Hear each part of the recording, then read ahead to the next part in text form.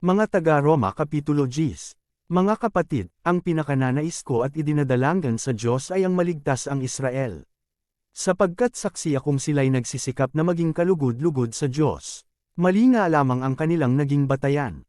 Dahil hindi nila kinilala ang katwirang mula sa Diyos, at nagsisikap silang gumamit ng sarili nilang pamamaraan, hindi sila sumunod sa pamamaraang itinakda ng Diyos.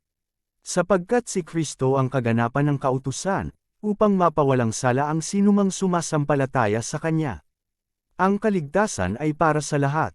Ganito ang isinulat ni Moises tungkol sa pagiging matuwid batay sa kautusan, ang tumutupad sa kautusan ay mabubuhay ayon dito.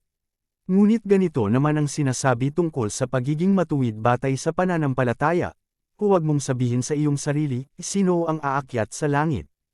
Na para bang nais pababain si Kristo? Huwag mo ring sabihin, sino ang bebab sa kailaliman? Na para bang nais pabangunan si Kristo mula sa mga libingan?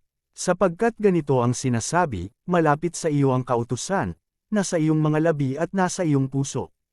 Ang tinutukoy dito'y ang salitang ipinapangaral namin tungkol sa pananampalataya. Kung ipahahayag ng iyong labi na si Jesus ay Panginoon at buong puso kang sasampalataya na siya'y muling binuhay ng Diyos, maliligtas ka.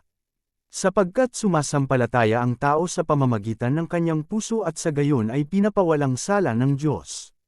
Nagpapahayag naman siya sa pamamagitan ng kanyang labi at sa gayon ay naliligtas.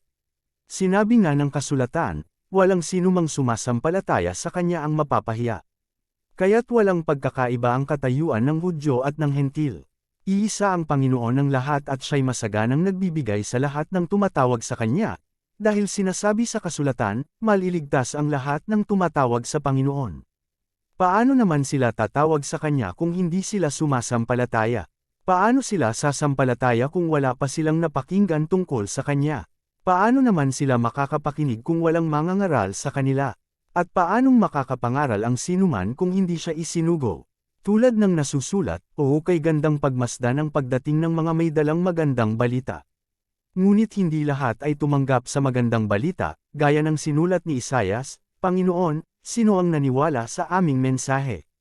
Kaya't ang pananampalataya ay bunga ng pakikinig, at ang pakikinig naman ay bunga ng pangangaral tungkol kay Kristo. Subalit ang tanong ko'y ganito, hindi kaya sila nakapakinig? Oo, sila'y nakapakinig, sapagkat nasusulat, abot sa lahat ng dako ang kanilang tinig. Balita ay umaabot hanggang sa dulo ng daigdig. Ito pa ang isa kong tanong, hindi kaya nakaunawa ang bansang Israel?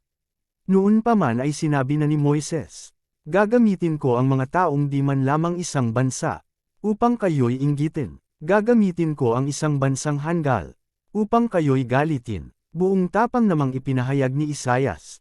Natagpuan ako ng mga hindi naghahanap sa akin. Nagpahayag ako sa mga hindi nag-uusisa tungkol sa akin.